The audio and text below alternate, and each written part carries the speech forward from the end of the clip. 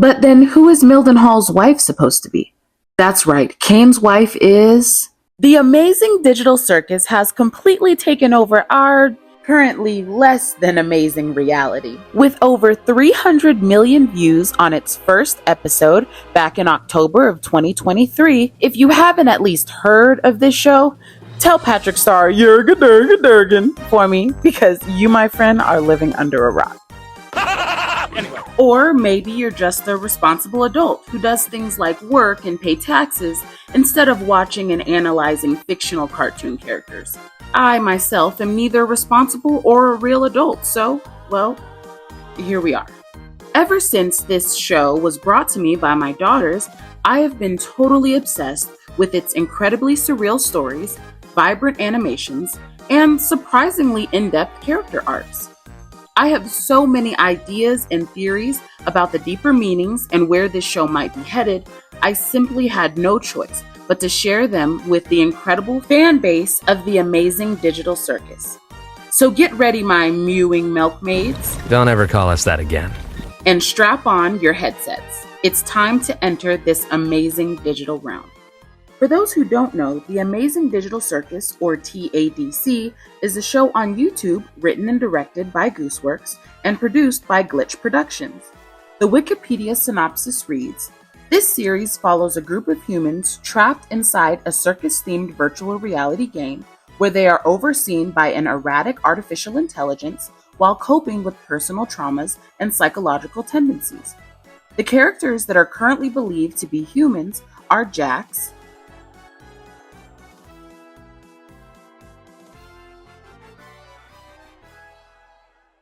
Ragatha,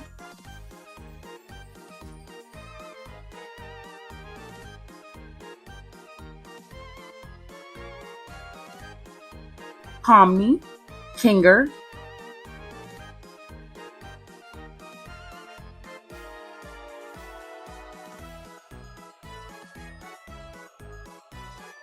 Gangle,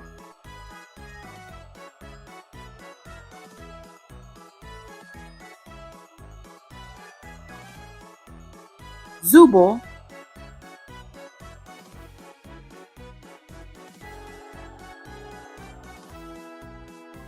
and Kaufmo, who has become abstracted or basically deleted from the game before the first episode starts. We also have characters believed to be NPCs: Bubble, the Moon, the Sun, and finally Caine.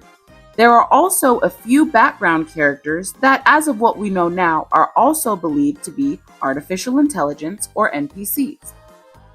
Though the general understanding of the show is that Caine, the aforementioned ringleader, is an advanced AI that creates adventures for the characters who pop into the circus to complete, there are certain things I've noticed within the show that make me think otherwise. For starters, all of the AI characters in the show have distinct characteristics that help you separate them from the human avatars.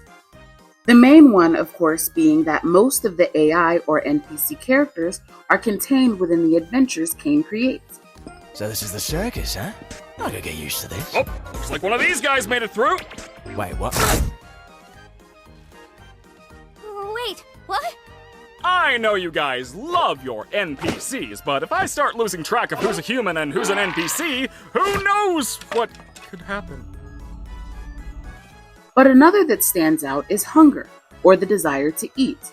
Though human characters can eat the digital food, it's not something they require to survive or even something they crave from what the show tells us. Still be hungry. Well, not really, because we don't need to eat, drink, or sleep in this digital world. So the digital food here only gives off the virtual sensation of eating without any of the nutritional benefits. Jeez. Well, except Jax, but the debate on whether Jax is human or NPC is a deep dive for another video in the future. Right now, I want to focus on Caine and how he is not seen even talking about food. We know for a fact that NPC characters need food to survive, as one of them mentioned stealing food to feed and save their starving village in episode 2, Candy Courier Chaos. Do you think your mum's gonna pull through if we get all this back to the village? I'm sure she will. This much syrup would save hundreds of people. We won't know for sure until we get back to the village. She's a fighter, though. She taught me everything I know. Clearly, NPCs need sustenance, yet Caine has never even mentioned it. He has only ever said he needed to drink water. Well, I'm gonna go drink water. It's been a while since I've done that. And there was a scene where he was sitting at a restaurant with Bubble, though no food was consumed. But drinking water, if you think about it, is odd for any electronic character to want in the first place. In episode 3, The Mystery of Mildenhall Manor, Caine sends our circus pals to an adventure to a haunted manor where we learn a man named Baron Theodore Mildenhall got himself and his wife killed in the pursuit of a monster he was hunting. It is explained that the characters have a choice of 2 doors to complete the adventure. Before you continue on your adventure, you have to choose which door you're gonna go through. The door on the left is the normal door. Rated wow for all ages. The door on the right is the really scary door. Rated hot for mature Zoobles only. While Agatha, Jax, and Gangle take the calmer, nicer door, Kinger goofs his way through the scarier door and drags Pomni along with him, eyeball in hand. Don't worry, Gangle, I'll get it for you.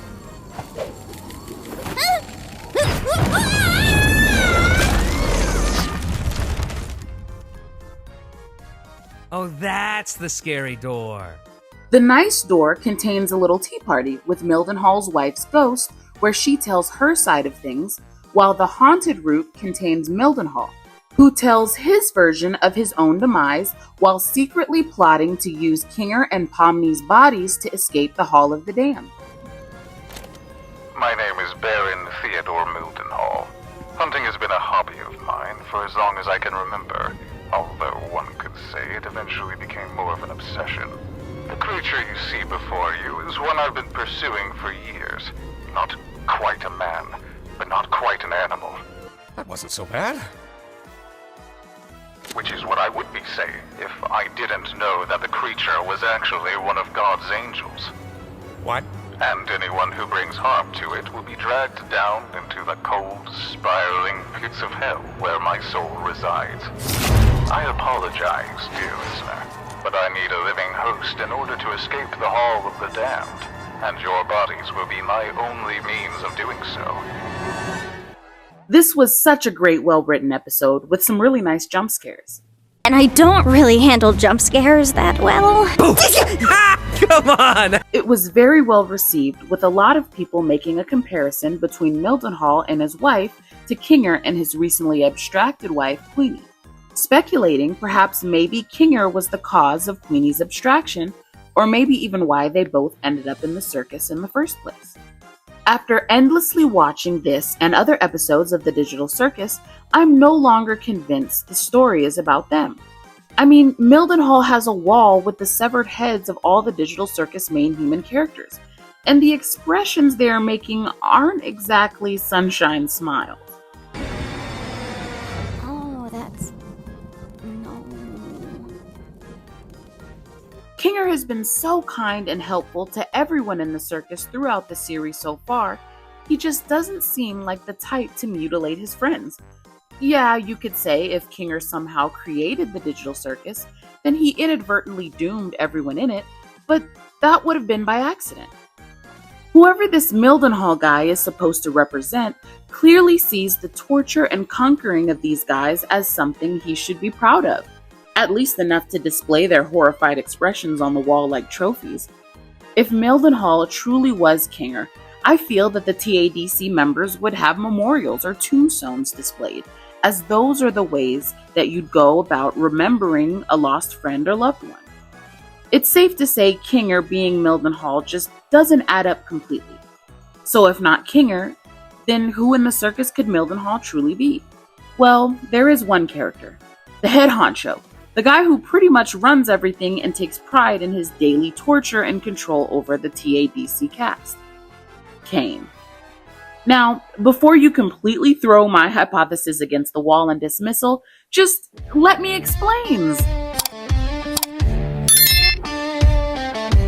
In his tapes, Baron Theodore Mildenhall talks about slowly losing his sanity and humanity in pursuit of his goal to get the monster, even killing his own wife, mistaking her for it. Things have gotten far worse than I could ever have imagined. imagined. My paranoia had driven me to the point where I was no longer the protector my wife and theoretical children needed. Jumping at every shadow, every noise, I ended up shooting the love of my life, mistaking her for the creature. It's ironic, isn't it? In my attempts to protect her, I ended up becoming the monster myself. Now, this little soundbite is very telling. Baron Theo chuckles at the irony of turning into the one thing he was fighting so hard to defeat, becoming completely paranoid and developing his own psychosis, causing him to be more in nature like the creature than his former human self. Now, what does this have to do with Caine? For that, we have to play a little in-speculator gadget for some things. When someone is going through mental disorder or a possible breakdown, it's common for one to feel as if they're battling a beast or monster that is, at times, unpredictable. The concept of battling an inner monster is a common way for people to describe their struggle with mental illness. The monster or beast represents the overpowering and frightening symptoms of a condition, which people feel they must battle to live a normal life. Some people fighting a mental illness internalize society's negative labels, making it feel like a monster they have to defeat in others' eyes. This can cause a person to isolate themselves to avoid the associated stigma. Psychologist and mental health advocate Rachel Griffin noted in a 2015 HuffPost piece that some media portrayals make people feel monstrous, and this shame can prevent those who are suffering from seeking help. If we give Mildenhall the title of doctor or mental health professional, his hunting a metaphor for finding a way to treat or cure mental health disorders, as well as giving the monster the label of the human mind, things really start clicking into place. In the same way Mildenhall hunts for, captures, and displays the creature he's hunting, Caine seems to only bring in characters who are dealing with trauma and mental health and emotional issues. It's already been established within the TADC community that each of the main human avatars represent a different disorder. Pomni is widely interpreted as representing generalized anxiety disorder, or existential anxiety. Her distress and panic are the central focus of the show. She constantly questions her reality and struggles to understand her environment and who she is. Every day I spend here is one nightmare after the next. I knew it would end up like this. He just wants me to suffer. Ragatha is often seen as a people pleaser, a behavioral pattern associated with trauma, low self-esteem, and a deep fear of rejection. Her character is a metaphor for toxic positivity, in which a person forces themselves to be upbeat and helpful for others while ignoring their own suffering. She shows the psychological toll this behavior takes, as it's implied that she is falling apart from the inside out. I'm sure she doesn't miss me. I certainly don't miss the yelling, and braiding, and guilt tripping, and the... Yeah, just kind of a farm girl. Nothing too out of the ordinary. Jax is interpreted as having antisocial personality disorder or sociopathy. His cruel bullying behavior towards others is seen by some as a coping mechanism for his own internal struggles and feeling trapped. He is thought to bully others to remind himself that at least he's not as broken as they are. I do not care about you or anyone else in this circus in the slightest. End of story. You are my playthings, and I get joy out of making you suffer. The theories surrounding Gangle center on mood disorders, specifically bipolar disorder or depression. Her comedy and tragedy masks represent her shifting moods from panic to depressed. When her comedy mask is broken, it reveals her underlying sadness. This can be interpreted as someone who is masking their depression to appear happy for others. It's called a manic episode, and you're getting 3 more seasons! Anyway. Zubul represents body dysmorphia or other identity disorders. The fact that they are a mix and match toy made of different parts is a metaphor for their internal conflict over their physical form. Their constant desire to change their parts and dissatisfaction with their appearance reflects a struggle with their identity. It's me, remember? I don't like myself. I hate this body. I hate all these stupid removable pieces. I just want to find something that feels good. Kinger's character is associated with schizophrenia, memory loss, or dementia. His eccentric and detached behavior, along with his fear of abstraction, suggest a loss of touch with reality.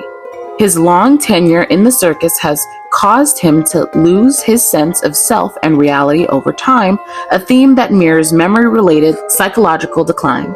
If we leave and we go back to the circus, you're just gonna go back to being crazy. You're not gonna remember any of this, are you? Don't worry about me. As long as you remember it, things will be okay. Through that lens, it's totally understandable why they're on the wall. This represents Caine trying to display his passion, making adventures and trying to be there for the TADC cast and find a way to fix them.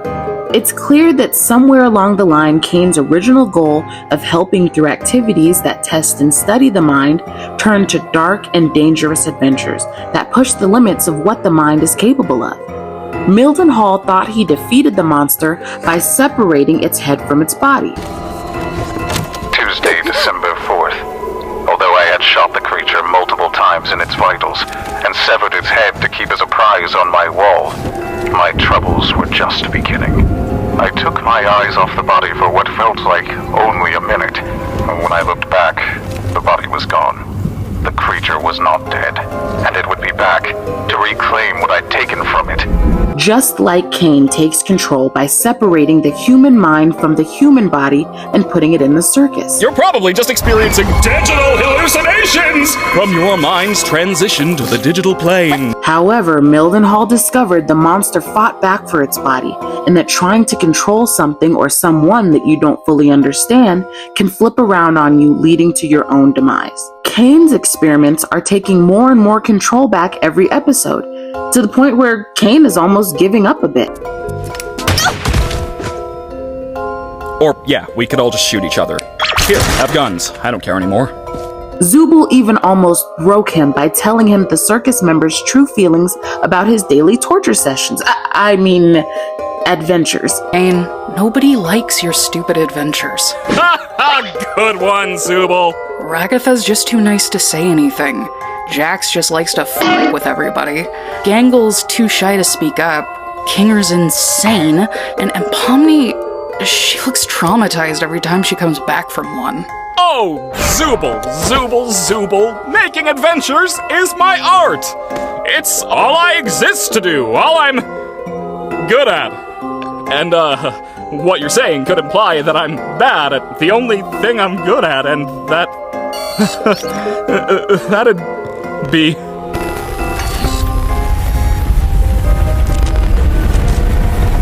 Whose therapy session is this again? Oh, yeah! And if nothing else, Baron Theo and Caine have very similar appearances and sense of humor. Please don't come alive. Okay, I won't. Hooray! Wait, that's just it? Here's guns and have fun? I didn't say have fun. It's just a little aimless. Use the sights. Caine! Fight! So we've established that Caine is Mildenhall, and that the fight against the creature represents Caine's fight to fix others and possibly his own psychosis with the circus. But then who is Mildenhall's wife supposed to be? Look no further, my little explainers, than up in the sky where we fly and don't know why. That's right. Caine's wife is the moon. Though only having 2 pieces of dialogue, they are crucial aspects in this theory about Caine being human. In episode 1, she says, "Hello, Caine. I love you." Let's get out of here before the moon gets frisky. This shows a true admiration for Caine. Well, that's an NPC praising Caine because he programmed it to, is what you're probably saying right now. Well, peep this convo from episode 5. They look happy. They do, don't they? I think after this, maybe we could... Wait a minute! That's a bad thing! That's wild. Not only is the moon self-aware, she apparently has some knowledge of what's going on behind the curtains. If Caine hadn't cut her off, I believe the moon would have said, maybe we should let them go. Maybe your treatments have worked and they've reached a place of peace within who they are. Mildenhall's wife knows her husband is tricking unsuspecting souls.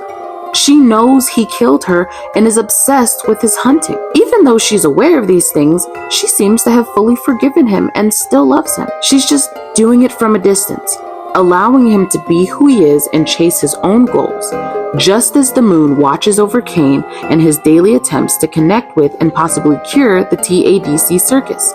What if Caine's real human version witnessed the agony of his wife's or possibly a family member's mental health struggles and created CNA with his wife and said family member to find a technological solution, creating tests and games until finally he realized just doing it on a computer wasn't enough. The only way to truly psychoanalyze the human mind is to fully submerge it into a world where it can be accurately and closely examined. So now we have Caine and his wife, plus this other family member and their wife, getting digitally copied and put into the digital circus. At first, it's a success. They're transported to a fantastical world where Caine puts them through digital examinations, becoming the circus's first adventures. But something changed. Caine's tests became more and more savage and stressful. He began to fall deeper into the mad leader archetype that we know today, losing his humanity and fusing his mind with his digital character and creation. Until one day he pushes too far, and it happens. The very first abstraction. In a panic, Caine pulls more and more unsuspecting souls into the circus, desperately trying to find a way to continue his work and undo the abstraction of his partner's wife. He places his own wife high above the circus where she'll be safe from the same fate and the monster that he's become. Now, all of this is really pure speculation, as there's still so much to unpack with future episodes to come.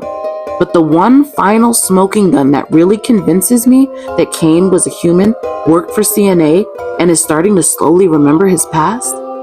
In the most recent episode 6, when everyone goes off to begin their adventures, Caine quietly to himself pulls out some photos of none other than the very computer that started it all and changed his and so many other lives forever. What are your thoughts? Does my theories make sense or am I way off? Tell me in the comments. Until next time, let's keep living to explain another day.